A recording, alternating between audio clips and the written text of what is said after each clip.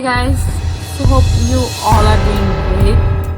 সামাজিক যোগাযোগ মাধ্যমে আপত্তিকর কন্টেন্ট তৈরি ও বিক্রির অভিযোগে গ্রেপ্তার হয়েছেন ইনস্টাগ্রাম ইনফ্লুয়েন্সার সুমাইয়া সাইদ, বয়স 25 বছর।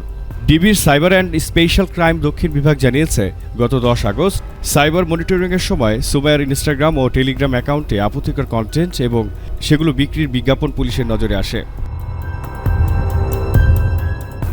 পুলিশের অভিযোগ, বিকাশ ও নগদের মাধ্যমে নির্দিষ্ট অর্থের বিনিময়ে এসব কন্টেন্ট বিক্রি করা হতো। এমনকি ৩,৫০০ টাকার বিনিময়ে লাইফ টাইম প্যাকেজ দেওয়ার বিজ্ঞাপনও ছিল বলে জানিয়েছে ডিবি। পরে প্রযুক্তির সহায়তায় সংশ্লিষ্টদের অবস্থান শনাক্ত করে মঙ্গলবার রাতে রাজধানীর ভাটারা থানা এলাকার একটি ফ্ল্যাটে অভিযান চালায় ডিবি।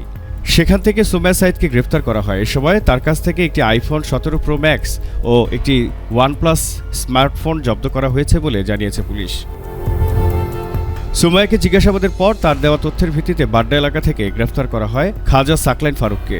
ডিবির দাবি, প্রাথমিক জিজ্ঞাসাবাদে তারা জানতে পেরেছে আরও কয়েকজন সহযোগীকে নিয়ে সুমাইয়া একটি চক্র পরিচালনা করতেন।